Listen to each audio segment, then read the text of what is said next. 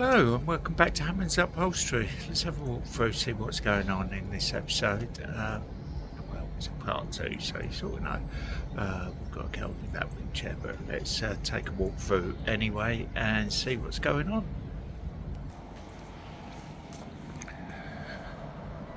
There goes Tacker, go and see what he can scrounge from next door, the pet food place. There you go. A little dark in there at the moment. I need to open the shutter, literally just walk through the door. So we've got these two dining chairs, a dining chair repair, another pair of dining chairs, waiting for the fabric to come in for them. This is the part of the recliner, that's the seat part of it. That's a hide, it's a large hide. I pulled that out just before I finished on Friday to show a customer that wanting their sofa recovered in leather, a Chesterfield I believe it is, and here's the fabric for the rocker. So I'm waiting for an additional piece of fabric for that. I'd received some fabric incorrectly, my mistake, I put my hands up to that, so my mistake, never mind, but the company had been gracious enough to accept the fabric return, so I'm waiting for the additional fabric for this. But in the meantime, I'm hoping I got enough to at least make a start on this rocker chair today. I want to get it done, to be honest. I'm waiting for a couple other fabrics, as you see, so we're a bit delayed with them, but they should be in today or tomorrow, so it is what it is. The kettle's going to get flicked on in a second. I will be making a cup of tea, but before I do anything else, I've got to do a quote. I've got to email a quote off, so I'll be back to this video once I've got the arms cut, and you can join me whilst I put the arms on this. Okay, so I've got one arm on, just check everything went okay, so you can join me to put the second one on. Let's get this on. So it's wrapped it with some Lux Bomb because the old felt was deteriorating. So start off as always, put my hand in the back, palm my hand on the facing, and my welt facing up so it folds over the top edge.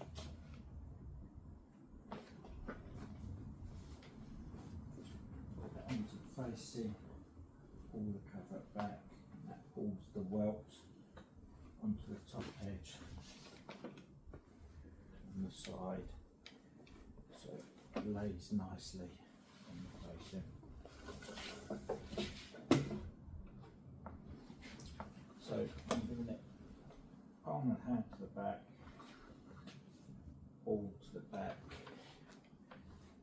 keeping the lines nice and horizontal. We want to try and get it to a similar height, or the same height as the other arm.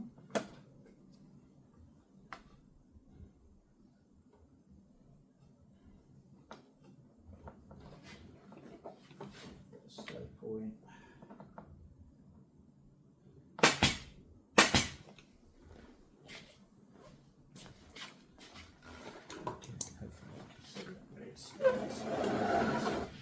Should see a bit better.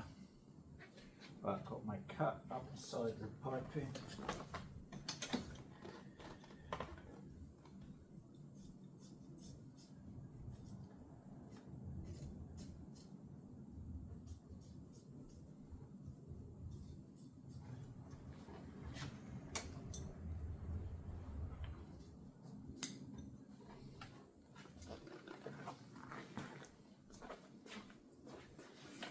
All this piping down.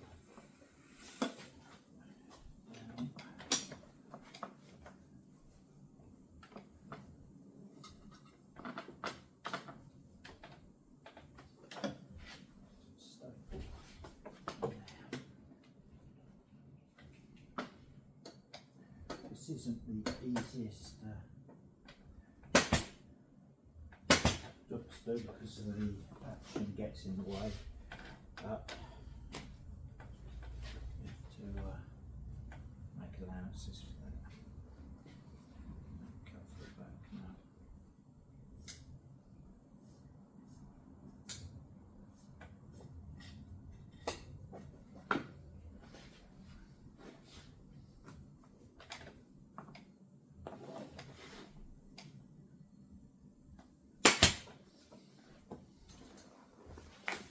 Okay, so I'm back to the facing.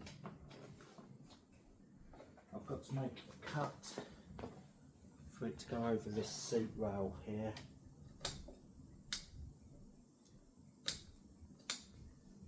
And down the side.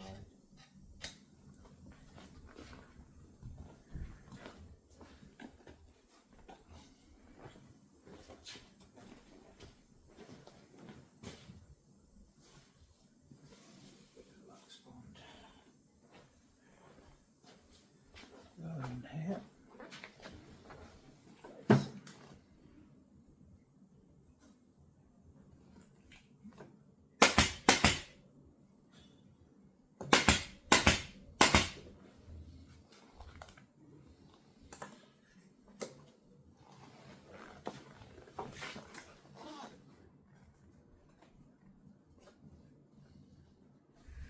Trying to maintain a straight line. Top to bottom here.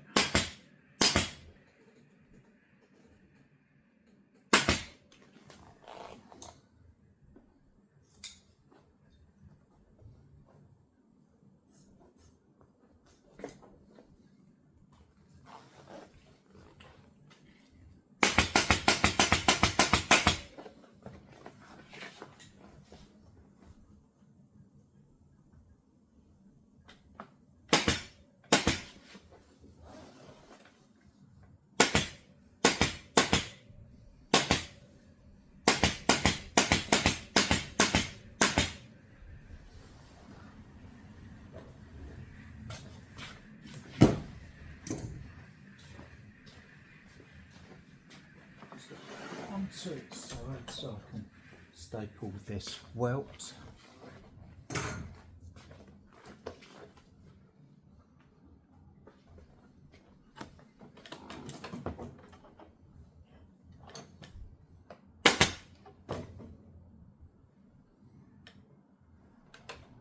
Apologies if you can't see everything that I'm doing, but for obvious reasons, it's just me here. I'm actually moving the camera all the time, because I never get anything done.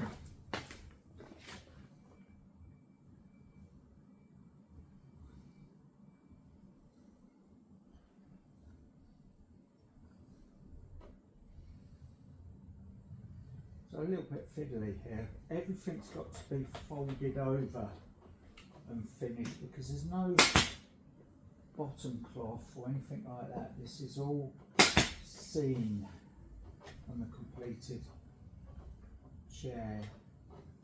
So any edges need to be finished. Like the welts here, bring the welts round to the bottom.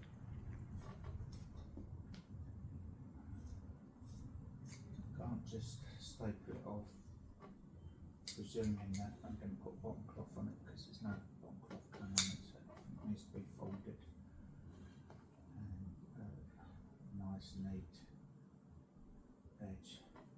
Not that I expect the customer will ever turn the chair upside down. So that's not the point, is it?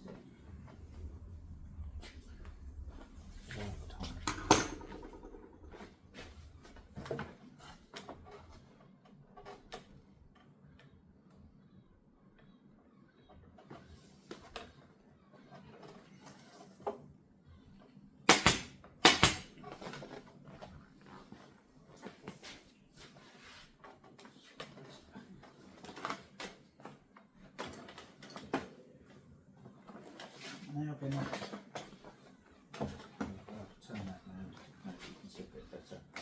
staple the back edge off.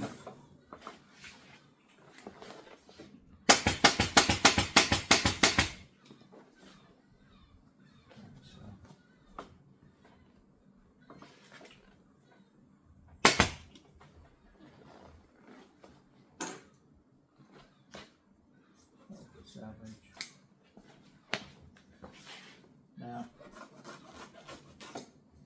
as you can see on this side here, we've got the support bracket for the backs already attached.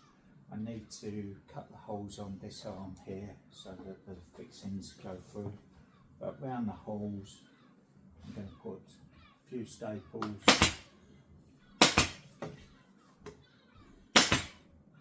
So that when I cut the fabric, it doesn't fray.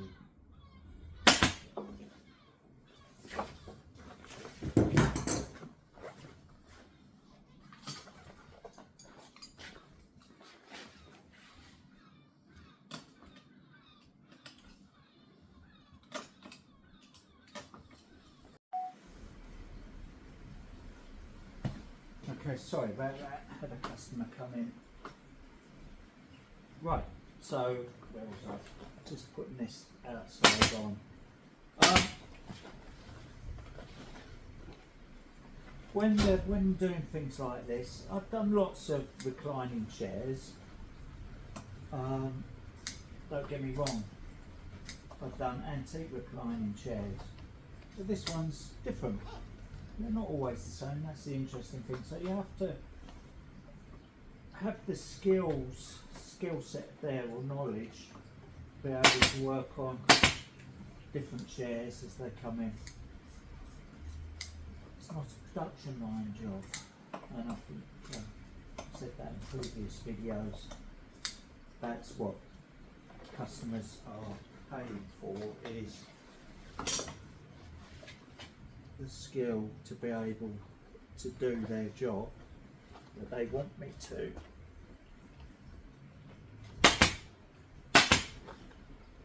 And not have templates and patterns for everything like the manufacturers have.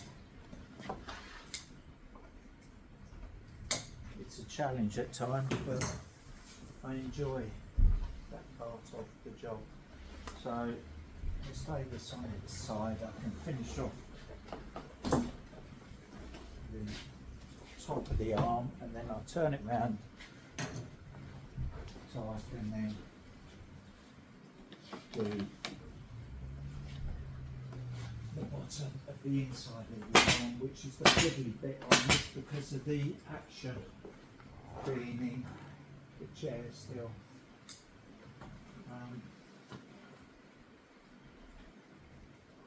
Could I take the action out? I think I probably could, but it's all slotted head screws and lots of springs and split pins and potential for something to not work when I put that together.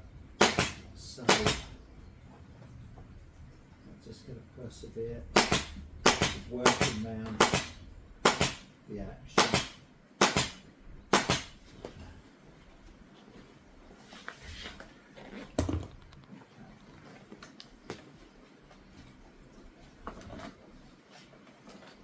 Try and position this so you can see what I'm on about with the bottom of the action. Let's spin this around a bit.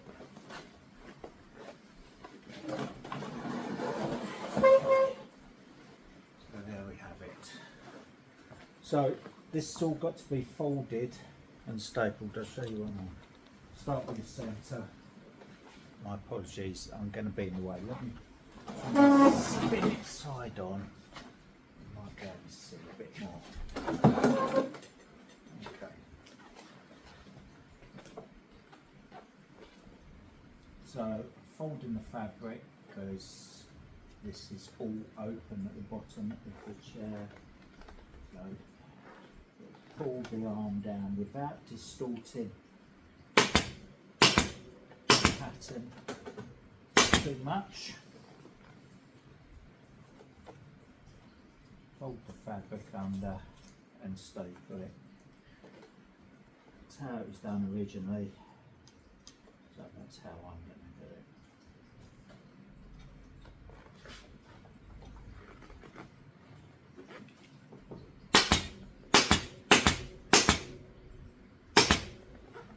The tricky bit is here, the front of the action, because of this metalwork that's in the way. Trying to get the staple gun in there is very difficult. It's actually easier for me to do it the old-fashioned way and use some tacks. Thanks. Hopefully you can see that there. Right. These are little 10mm tacks.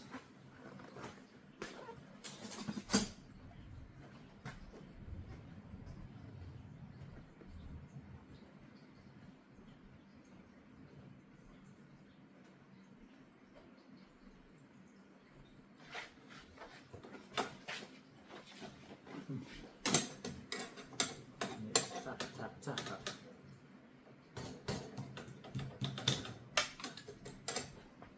Until they do that. So, there you go.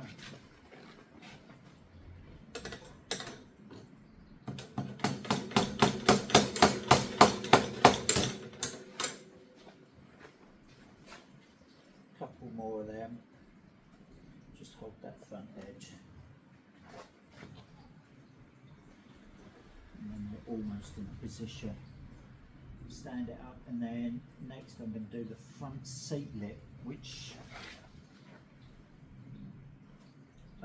is behind the leg lift and underneath the seats. I've already cut and sewn that to copy the original.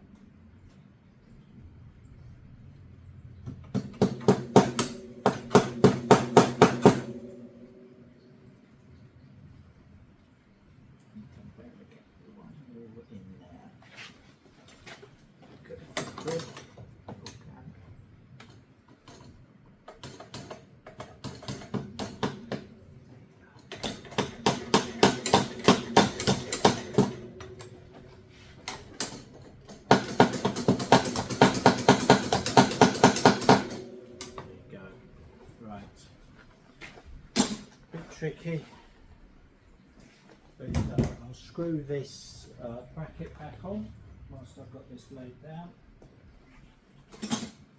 using my easy drive screwdriver. Oop. I don't suppose many people have seen one of these. It's a ratchet screwdriver. My dad gave me this and he found it in his garage. He doesn't have it to be used for it.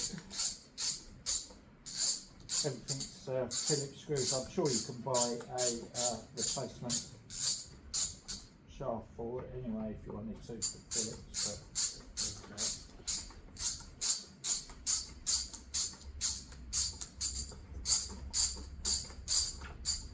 Sounds like a baby's rattle, doesn't it? It actually looks like a baby's rattle as well.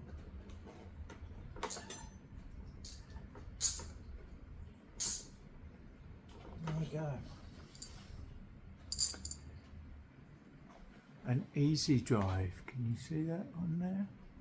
A USA patent, so interesting. Who's got one at home in their drawer? Let us know in the comment. Right, so that's the arms on, or the inside arms. I'm now going to do a seat lip. Already got that cut and sewn.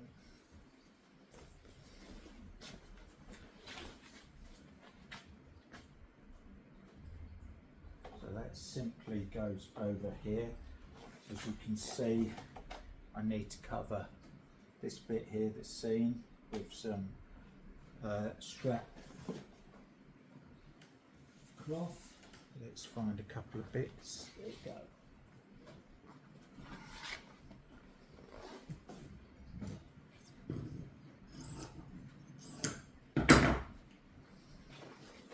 And again, that needs to be folded back.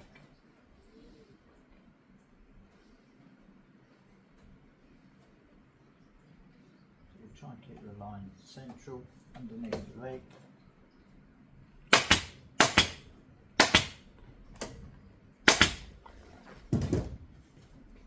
Same on the other side.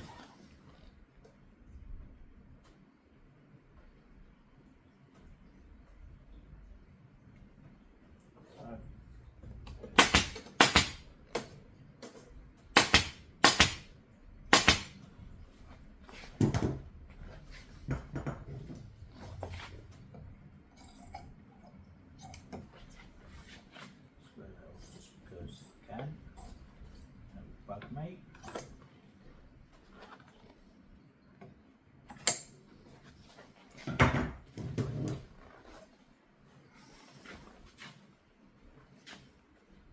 It's raining here at the moment.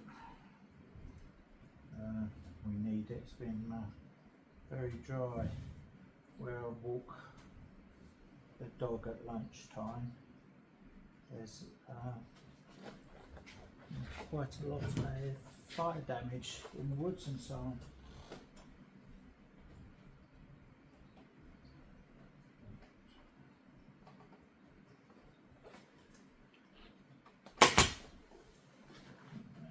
Folding it back on itself and stapling it on the inside of that seat rail.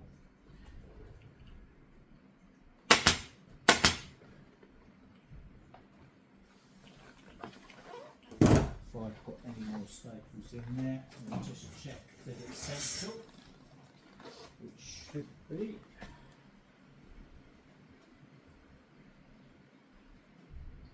There you go, yeah.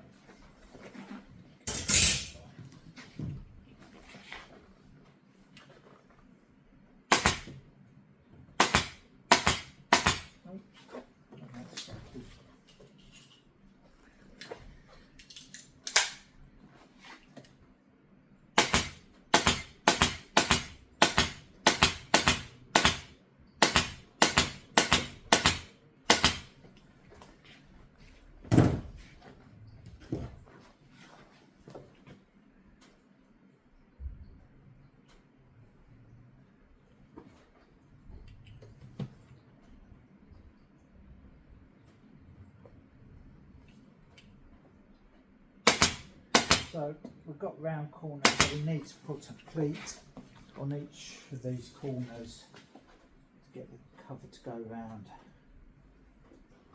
Again, that's how it's done originally. But before I get to that, I'm just going to put a couple of staples on the edge here.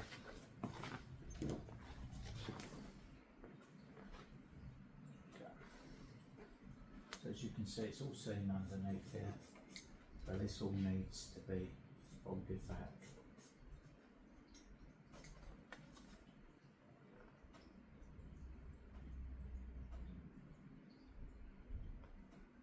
I was talking to the customer regarding this chair the other day, and the date for it, and she couldn't really put a date on it. She remembered it when she was growing up. It would have been nice. Generally with Parker Knoll, they used to stamp their furniture, but I think the really early stuff didn't necessarily get stamped, so it would have been interesting to know what year this was.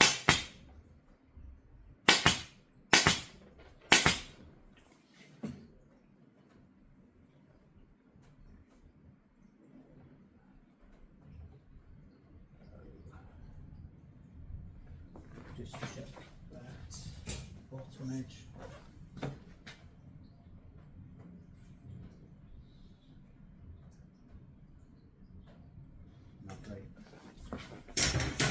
take it for granted that the frame fixings are central,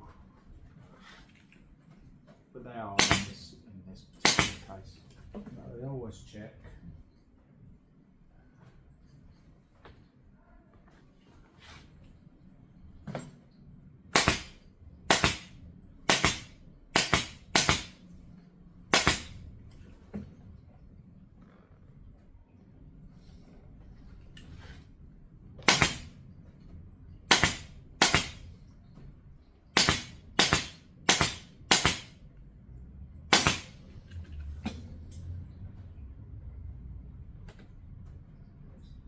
This side on, and then we can start concentrating on the corners and the arms.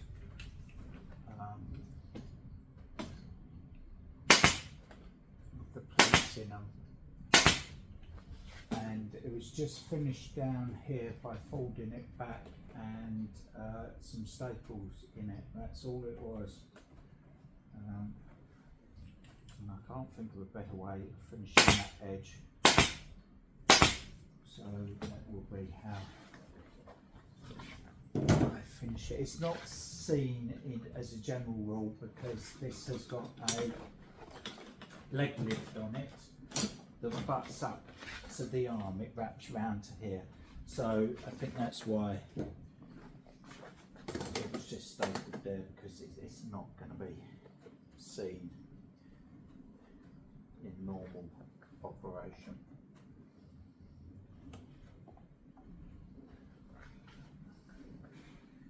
Let's cut some of that salvage off. Get that. So we've got a nice line here. Inside.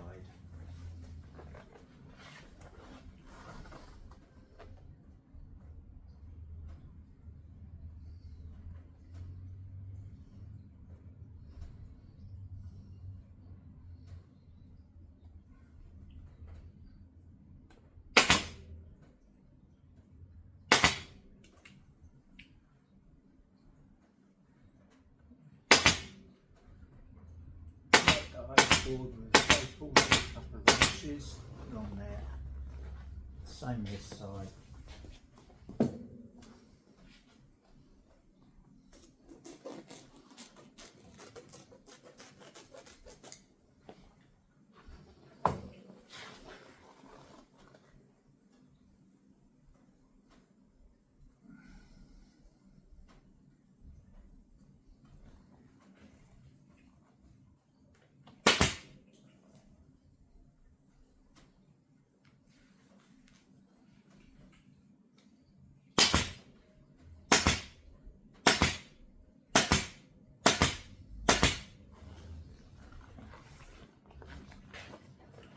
Top off, so like wrapping your Christmas presents. Got some of that salvage out there. Going to create unwanted lumps and bumps.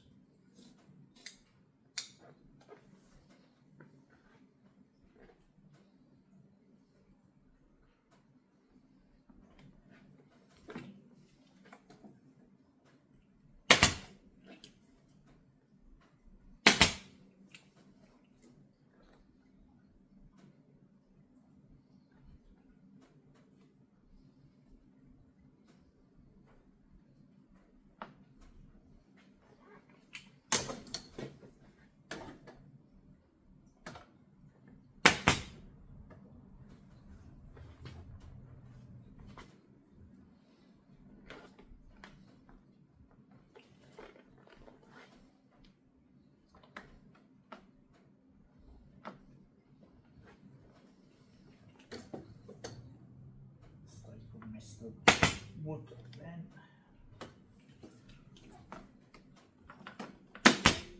There you go. That's got it that time. They put on the top there.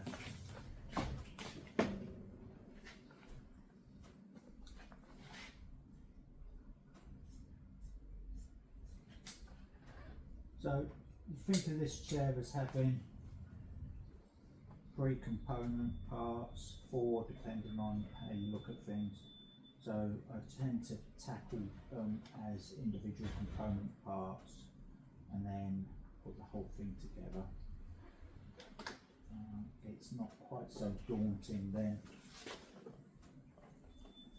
with this sort of thing. Tackle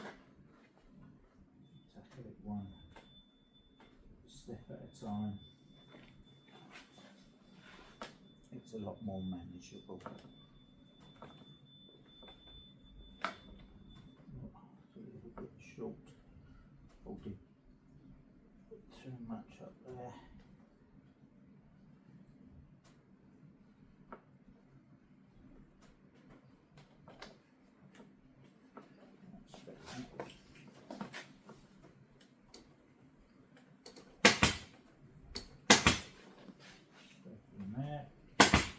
Two on the top, on its back to the bottom edge, and a bit further forward, just the outside arms to go on this part, and then this part of the chair is done. The base is done. Well, I haven't said that. That's because I haven't included the leg lift in my calculations. If I was to take that in there, so we've got the outside arms and the leg lift to go on. But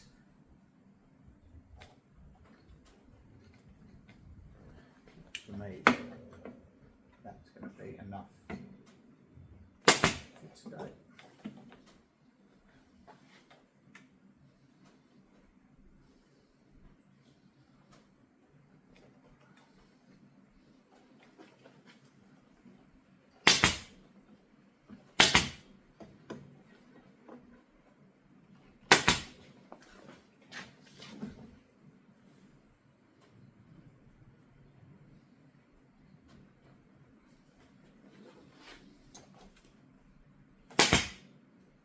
Take Tucker for a walk in the rain. Not that he's bothered about that.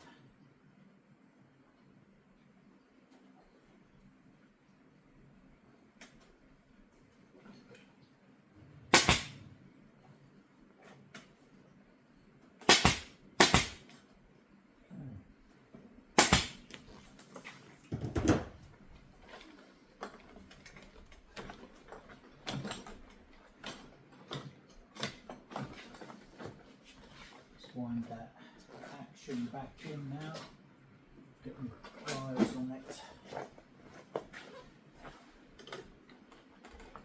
give the bar a twist.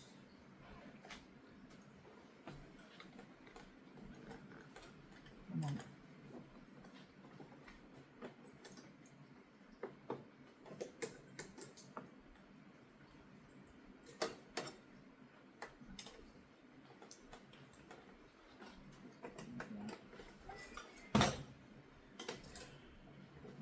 Do without the handle on.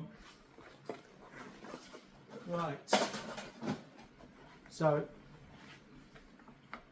one bit at a time, we're getting there. So I'm going to leave that there, and we'll be back. For you, it'd be 2 seconds. For me, it'll be the morning. So I'll see you in the morning. I will get on with the outside arms. The rest of the fabric has fortunately turned up for this now, so I can carry on right the way through with this. So as the compressor has started, hopefully you can still hear me. So see you shortly. Bye bye. Okay, next, the outside arms on this. We're using, or I'm using this claw along the front edge here, so that's how it gets fixed to the frame. And then let me see if I show you this. Ouch, it's sharp. It collapses down and grips the fabric. Okay, so I can use that along this front edge, so that needs to get attached to there. It needs to be spaced correctly so that when it folds down, it's not crushing the piping.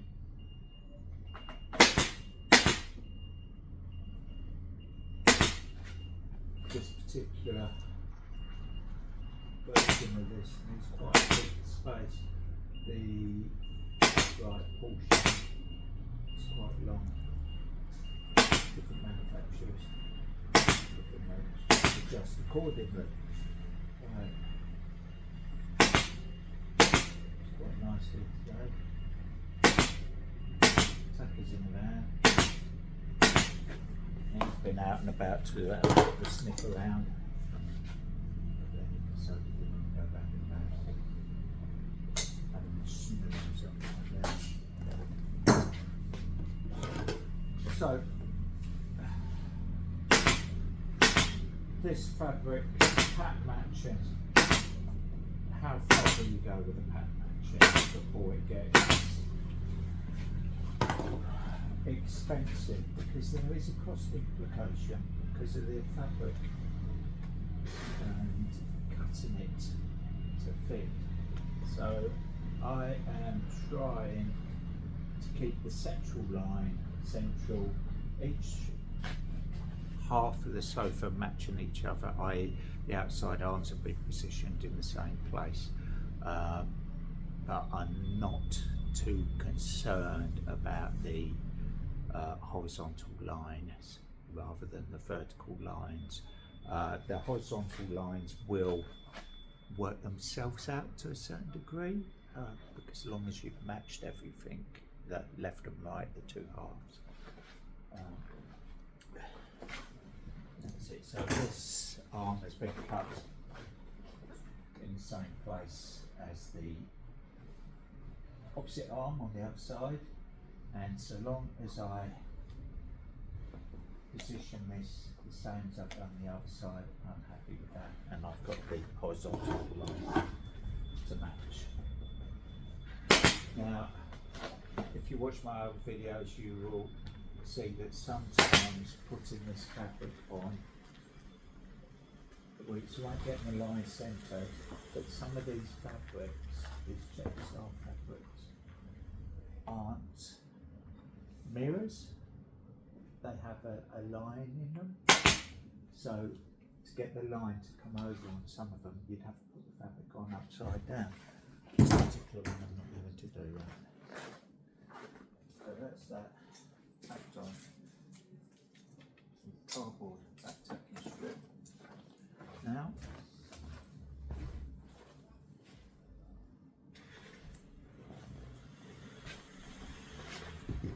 so we've got a nice clean straight edge.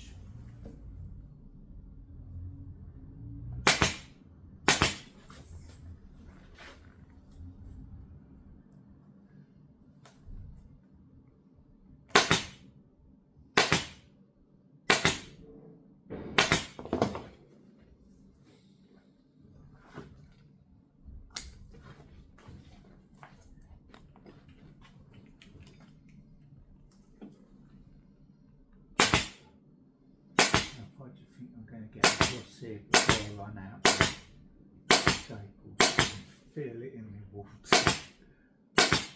There's an old saying for you. No, maybe I won't.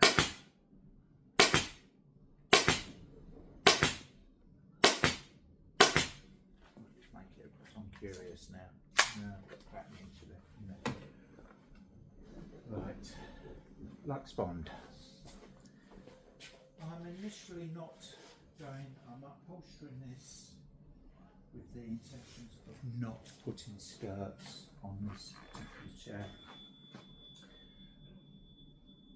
The skirts are a bit pointless how they're installed, because it's a rocker. You can't have the skirts hanging along the frame below the edge of the frame, concealing the rocking mechanism, because when you rock, the skirts are going to drag on the carpet or floor.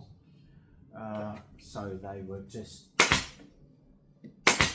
a waste of fabric, in my opinion, on this particular chair. It would have been done in the day because everything would have had skirts on it back in the day. But now, skirts are dated. It doesn't mean to say you won't put them on. It costs customer requesting that I think the chair is going to look better without the skirts. I'm going to put border. The cushion's going to have the border and so on. We don't need skirts down the bottom, I don't think. So I can do it without.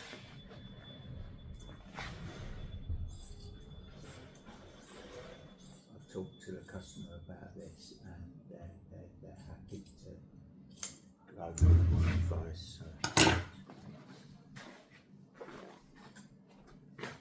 So pull this over. Pull that straight down. I'm going to put temporary staple in the centre, keep that in the centre. One here as well, because this bottom edge has all got to be folded, if you recall, because there's no bottom cloth on this. So putting that on temporarily so I can get the ends done and then fold the fabric over and bring it down.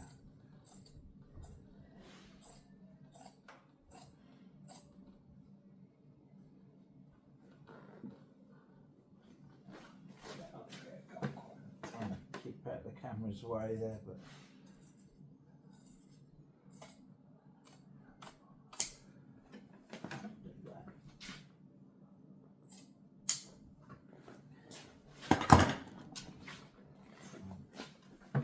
so fold the fabric into that claw, as I prefer to attacking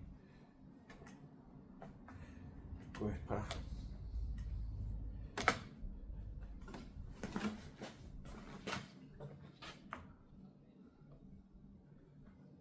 I was just talking to a colleague of mine who's in Norfolk here in the UK, and he's doing a lot of deconstructed antiques.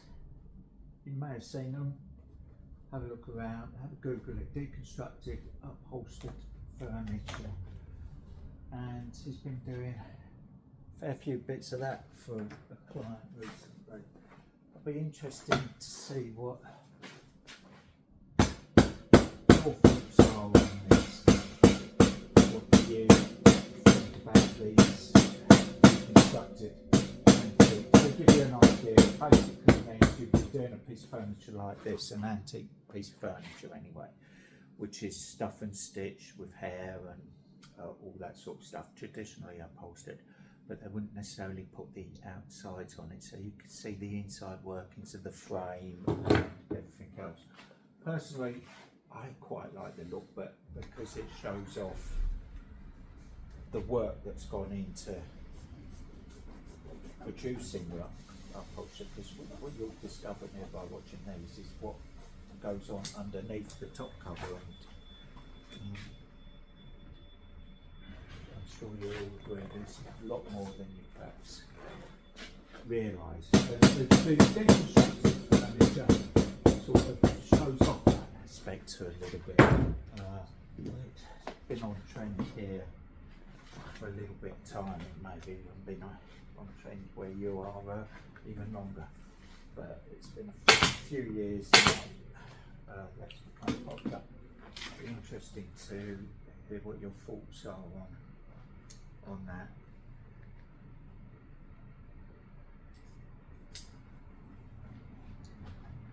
So I'm just going to pull this round. This has got to be folded back and stapled, because again there's no bottom cloth on this particular sofa, and this edge is also not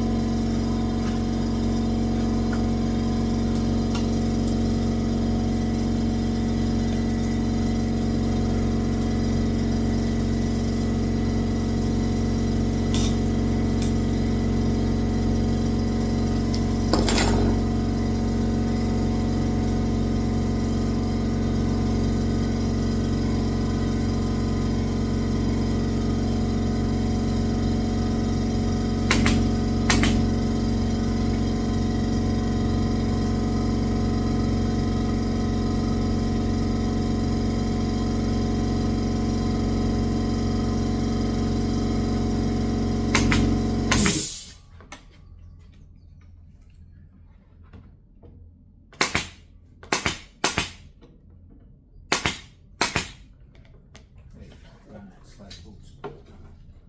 Took longer than I thought.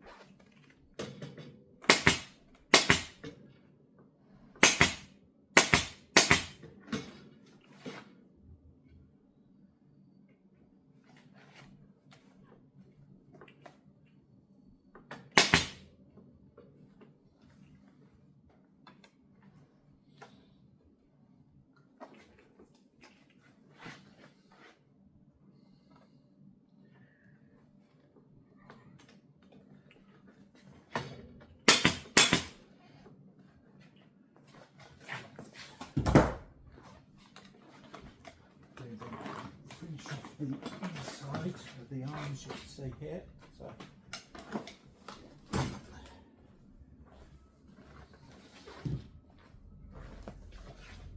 So again, just fold that over.